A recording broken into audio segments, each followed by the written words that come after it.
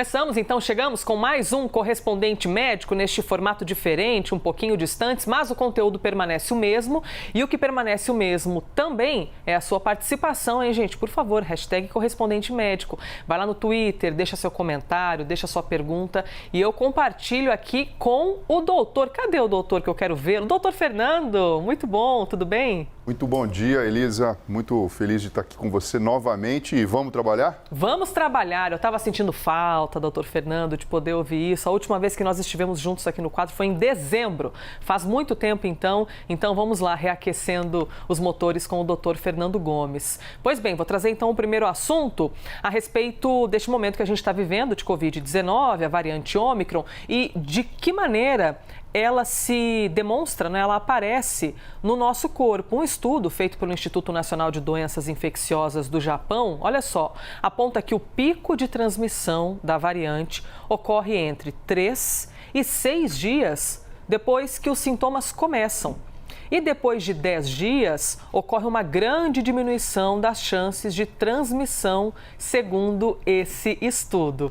Esse resultado é diferente do que vinha sendo falado até agora. Outras pesquisas indicam que o momento de maior concentração do vírus no organismo é de 24 horas antes dos sintomas até pelo menos 48 horas depois.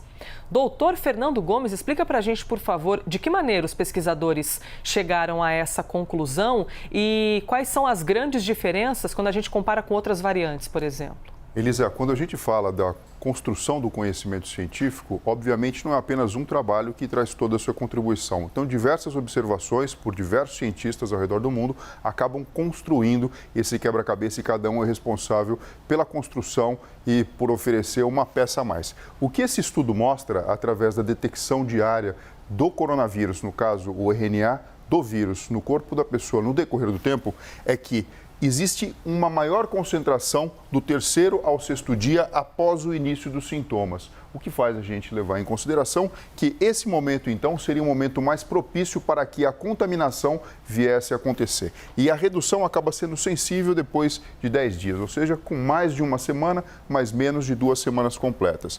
É lógico que essas informações são extremamente importantes, não podemos dizer que isso seja muito diferente das outras variantes do próprio coronavírus, porque a gente precisa lembrar que sempre o processo biológico é o mesmo. Primeiro você tem a infecção, o vírus então ele começa a se dividir dentro da célula e quando ele tem um volume crítico, ele consegue então ser expelido através das gotículas que o corpo pode produzir através da saliva, quando a gente fala, conversa, espirra ou tosse. E acaba acontecendo depois desse período de contágio. Porém, essa informação é bastante importante e nos traz aí um guia de como lidar com essa nova situação, que também não é muito diferente do que a gente vem fazendo. Pois é, doutor, na prática, então, por exemplo, uma família tem alguém infectado dentro de casa e essa pessoa apresentou o primeiro sintoma numa segunda-feira. Então, quer dizer que talvez o pico de transmissão, levando em conta esse estudo que a gente está mostrando, não seria exatamente nesse primeiro dia de sintoma? Isso significa que a gente tem de ficar mais atento a esse período entre o terceiro e o sexto dia? Ou, na verdade, tem de ficar atento com todos os dias? Porque pode ser que isso passe aquela impressão, né? De, então é só entre o terceiro e o sexto dia, depois está tranquilo. Não, existe um momento mais crítico em que essa contaminação pode acontecer, Elisa. Mas se a gente levar em consideração todos os trabalhos já feitos e mais esse que tem, na verdade, essa colaboração, esse período de uma semana entre até o surgimento dos próprios sintomas, que pode anteceder um pouquinho a própria pessoa sentir ou relatar algo diferente, até pelo menos 6 dias depois, 6, 7 dias, a gente tem um momento de maior vulnerabilidade. Então, falando de segunda-feira, terça, quarta, quinta, lá para quinta até sábado, na verdade, seria um momento de maior chance de transmissão. Mas veja, isso aqui não é algo absoluto a ponto de todo mundo mudar a forma de pensar. Uma pessoa com diagnóstico de coronavírus ou sintomas, ela deve ser considerada como uma pessoa de risco para a transmissão a todo momento. Então, a gente tem que ficar muito atento com a informação que a gente passa para não provocar mais informações e mais ajustes de comportamento diferentes do que vem sendo feito, Elisa. Doutor, isso pode também embasar mudanças de protocolos, né? A gente sabe que, não falando só do Brasil, mas do mundo inteiro, as administrações locais seguem essas informações oficiais e seguem os estudos e todos os levantamentos de informações para, na sequência, mostrarem as suas mudanças de protocolo, por exemplo. E a gente tem acompanhado aqui no Brasil, por exemplo, a diminuição do período de isolamento dos infectados pela doença. Reduzir quarentena Pode ser arriscado? O senhor tem o que a dizer sobre isso? É arriscado mudar esse período, doutor? Elisa, vamos voltar um pouquinho nosso pensamento para como esse trabalho foi feito. Ele não foi levado só em consideração a transmissão do vírus do ponto de vista clínico.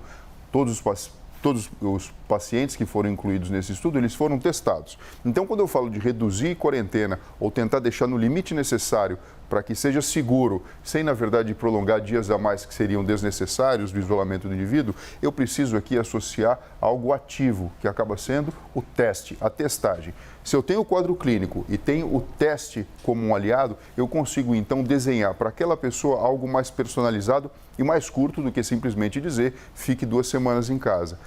Porque nós sabemos que a transmissão é feita através de via respiratória. E se eu não sou capaz de detectar o vírus na secreção orofaríngea, você pode imaginar o seguinte: o próprio contágio desse coronavírus, desse indivíduo para as outras pessoas, está reduzido. Essa linha de pensamento, sim, ela acaba sendo correta. Então não adianta a gente pensar nesses números e fazer conta no dedo sem ter teste ativo para as pessoas envolvidas no processo. Exatamente, não é a testagem que o senhor sempre explica para a gente que é a única maneira que a gente tem de conseguir detectar a quantidade de infectados. Estou ouvindo o doutor Fernando Gomes, estou aqui prestando atenção nas informações e também atenta ao que está chegando pela hashtag correspondente médico. O Ailton, deixa eu ver... Ailton, obrigada, viu, pela sua participação, pela pergunta que você mandou. Disse que ele já tomou a dose de reforço e mesmo assim testou positivo para a Covid-19. Por qual motivo exatamente? Pergunta o Ailton aqui, doutor. Bom, vamos lá, vamos falar. A vacina, ela não representa uma armadura em que o coronavírus encontra você no meio do caminho, bate e volta e não tem contato com o seu corpo. A vacina simplesmente estimula o seu sistema imunológico a ser mais competente a combater o coronavírus caso você tenha infecção. Então, toda pessoa que recebeu a vacina não significa que se ela tiver contato com o coronavírus, não vai ter o vírus transitando pelo corpo. O que vai acontecer é que a força desse vírus para provocar a doença e até mesmo indiretamente, pensando em carga viral, para transmitir, reduz. Então, você ter sido vacinado, o sistema completo ou não significa que se você tiver contato com o coronavírus, você não vai ter ele detectado no seu corpo e até mesmo que a manifestação clínica não venha a acontecer. O que nós sabemos é que a vacina impacta na gravidade da manifestação do coronavírus e também em mortalidade, Elisa. É impressionante observar a diferença, não é, doutor? Quando a gente compara março, por exemplo, do ano passado, a quantidade de pessoas internadas e até evoluindo para a morte, comparando com agora, por exemplo, um número altíssimo de infecção, entretanto, um cenário muito diferente, não é, doutor? Com um número muitíssimo menor de internação, e isso provoca a eficácia da vacina. Exatamente. Tanto é que até esse estudo que a gente acabou de comentar, indivíduos envolvidos nesse estudo tinham sido vacinados, o que reflete muito mais a realidade do momento atual que a gente vive no mundo.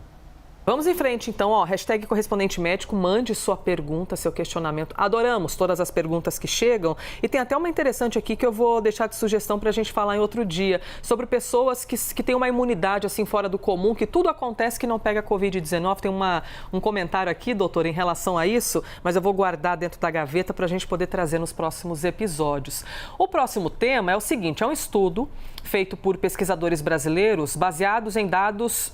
Aliás, o estudo baseado em dados do Ministério da Saúde, que também foi publicado na revista científica britânica, a The Lancet, mostra o seguinte: obesidade, o quanto a obesidade pode contribuir para as chances de morte por Covid-19. Vocês vão ver agora aí umas informações que aparecem por meio da arte e aos pouquinhos eu vou lendo para que você possa acompanhar junto comigo. Olha lá, pacientes de 20 a 39 anos internados para tratar a doença têm 4 vezes mais chances de morrer por Covid-19. Na sequência vem de 40 a 59 anos, a chance de morte é de quase 3 vezes mais. E para idosos, as chances são quase 2 vezes maiores.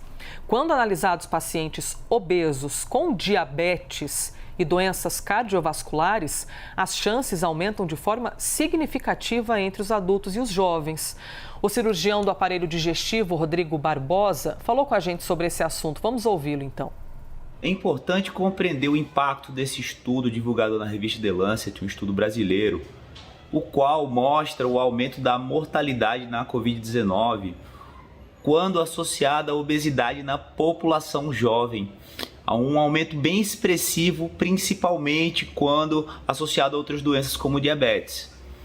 Isso nos faz ir ajuda a lembrar que a obesidade por si só é uma doença que aumenta fatores inflamatórios do corpo, que traz uma restrição respiratória importante, dificulta a recuperação na Covid-19 e nos ajuda também a entender que os obesos fazem parte do grupo de risco e devem ser incluídos como prioridade na vacinação para as próximas doses.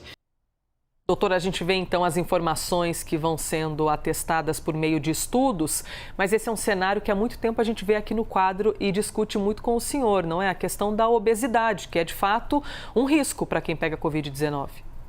É um risco, Elisa, e é um risco que pode ser contornado através de se buscar um tratamento e um apoio profissional adequado para, na verdade, o indivíduo voltar para o seu padrão mais saudável.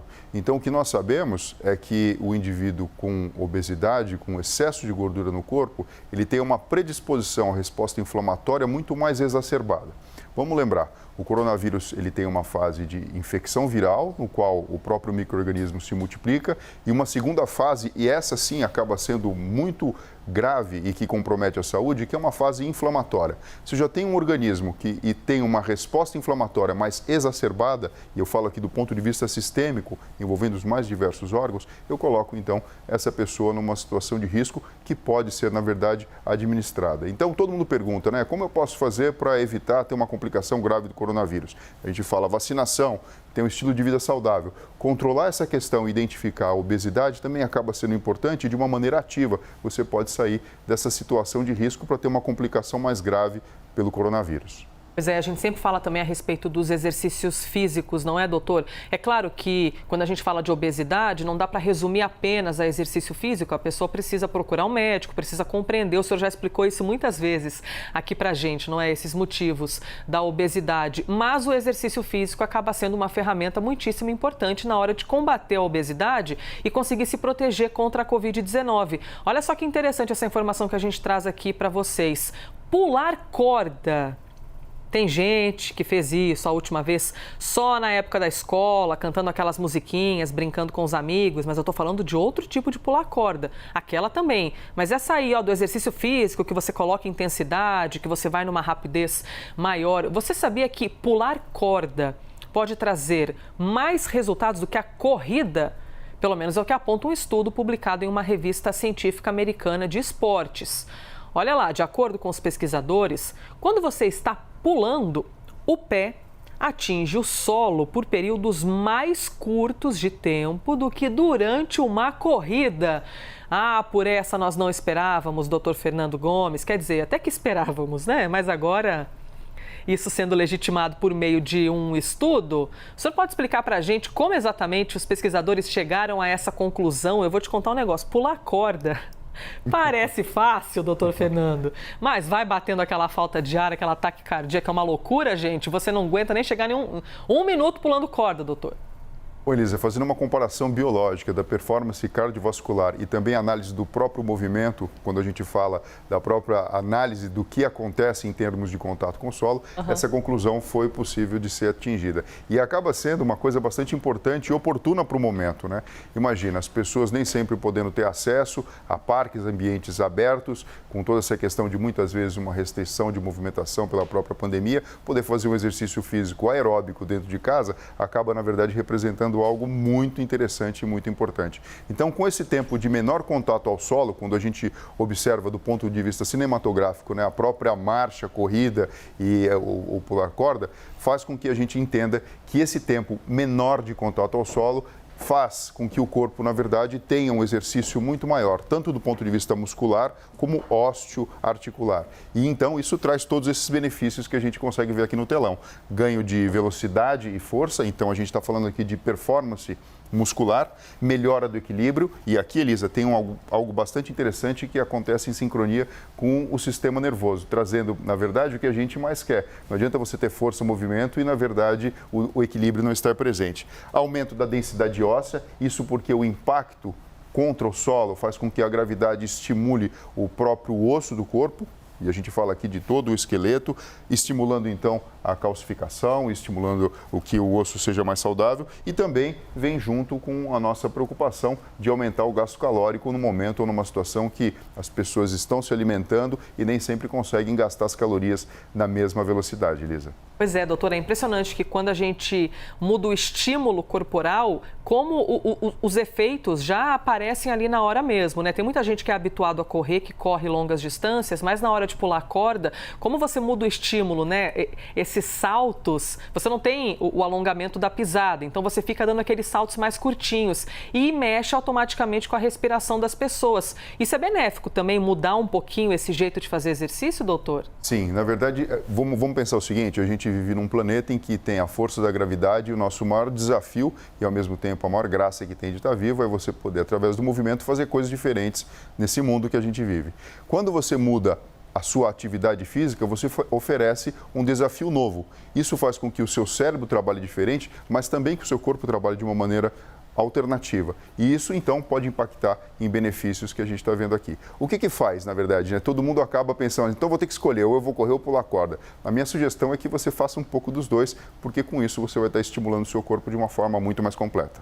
Muito bem, encerro com a mensagem aqui do Diel, que ele disse: pular corda é tudo de bom, é um casamento bem bacana com a corrida, uma não anula a outra, tem de encontrar prazer e fazer com vontade algum exercício físico. Muito bom, fez conexão direta com o que o doutor acabou de dizer. Doutor Fernando Gomes, adorei este nosso reencontro, depois de mais de mês distantes, então amanhã a gente está junto aqui de novo na CNN Brasil. É isso aí, matamos a saudade, Lisa. Muito bom. Um beijo no seu coração, pessoal, se cuidem. E até breve. Muito bom, adorei revê-lo, mesmo que à distância, neste que foi mais um correspondente médico.